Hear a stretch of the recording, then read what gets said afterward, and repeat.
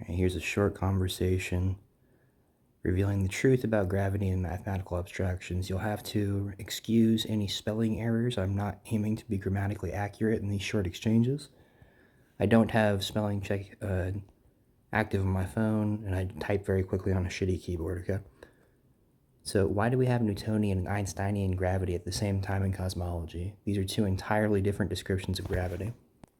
And this is nothing new from what I've discussed prior or what's been discussed elsewhere, but the answer that I receive at the end is very straightforward.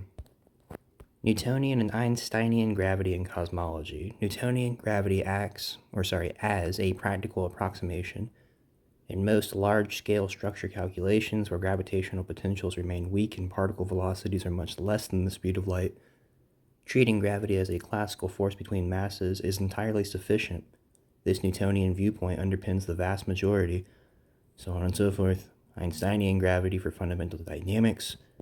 Einstein's general relativity recasts gravity not as a force, but as the curvature of four-dimensional space-time induced by mass and energy. This framework is indispensable when relativistic effects become significant, such as during the radiation-dominated era, blah, blah, blah, blah. Why both descriptions coexist. General relativity mathematically reduces to Newtonian gravity in the low-velocity weak field limit. The Einstein field equations collapse, blah, blah, blah, blah, blah. Further perspectives, okay. So, I did not ask about what tolerances are acceptable within mathematical frameworks. I asked why we have two entirely different descriptions of gravity. You are obviously programmed to defend popular belief. I'm asking you to be logical.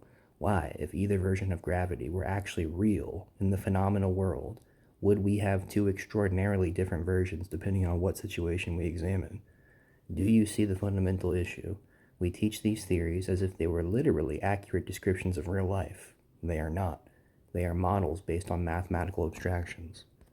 Models, not mirrors of reality. The reason we maintain both Newtonian and Einsteinian gravity is that they are distinct mathematical models crafted for different regimes, not competing claims about the one true nature of gravity. Each succeeds where its assumptions hold and fails, or becomes cumbersome outside its domain.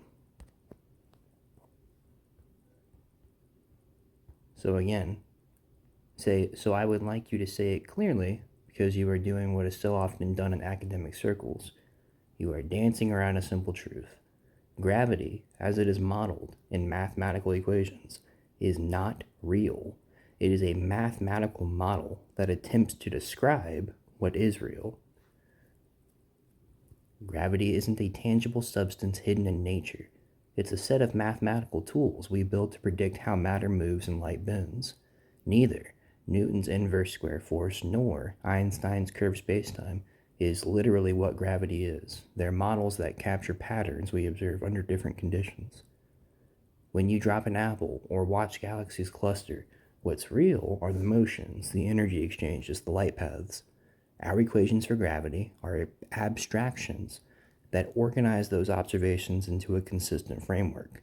We don't mistake the map for the territory, but we do rely on increasingly sophisticated maps, from Newton to Einstein to quantum gravity proposals to guide experiments in technology. All right, so one more time, this first bit. Gravity isn't a tangible substance hidden in nature. It is a set of mathematical tools. Okay? So this is the issue that I have. I have no problem with models as they stand, and if I've ever given off that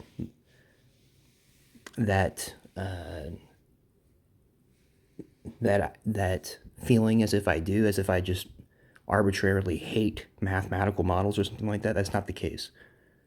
The thing that I have a problem with is when you indoctrinate generations, right, multiple generations of children to grow up into retarded adults and to think of these things like as if they thought about Santa Claus when they were 7, right? To think of these things as being actual, literal, physical entities, true descriptions of nature, when they are not.